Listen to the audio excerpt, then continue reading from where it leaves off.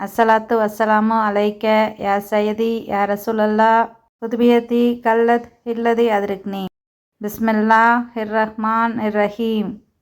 அல்லாஹுவின் திருநாமங்களில் ஒன்று துல் ஜலாலி வல் இக்ரம். பொருள் மாண்பும் மரியாதையும் உடையவர், கண்ணியமும் கருணையும் உடையவர் என்ற வேறு அர்த்தங்களையும் குறிக்கிறது.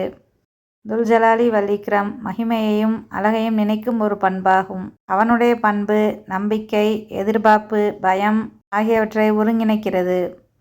ஜலால் மகத்துவம், கௌரவம் ஆகிய குணங்களை உடையவர். அவர் வற்றாத நீரூற்று, எல்லா மகிமையும் மரியாதையும் உடையவர். அல்லாஹுவின் தயவு மற்றும் கிருபைக்கு நன்றியையும் மரியாதையும் வெளிப்படுத்த வேண்டும். அவனுடைய அனுமதியின்றி நன்மையோ பேரின்பமோ இல்லை, அனைத்தும் அவனுடையதே. துல் ஜலாலி வல் இக்ரம் மகிமை மற்றும் பெருமைக்குரியவன். அவன் பெருந்தன்மையாளன்.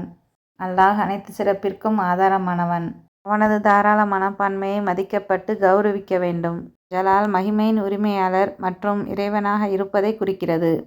அல் இக்ரம் என்பது பெருந்தன்மை மற்றும் அருட்கொடையை குறிக்கிறது. யாதல் ஜலாலி வல் இக்ரம் என்று அதிகமாக ஓதி வந்தால் அல்லாஹ் மரியாதையும் கண்ணியத்தையும் வழங்கி பிறரின் தேவைகள் அற்றவராக்கி விடுவான். யாதல் ஜலாலி வல் இக்ரம் என்று 300 தடவை ஓதி வந்தால் நாம் வெறுக்கும் செயல் நம் முன் வந்தாலும் அதனை நன்மை பயக்கும் செயலாக அல்லாஹ் மாற்றிவிடுவான்.